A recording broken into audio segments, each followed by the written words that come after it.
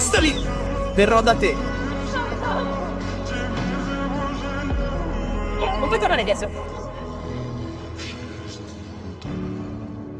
No, Tony, non farlo. Ci arriverò. Judy, Per favore, resta lì. Se non sopravvivi, morirà anche la mia bambina. Sto salvando la mia bambina. È quello che sto cercando di fare adesso?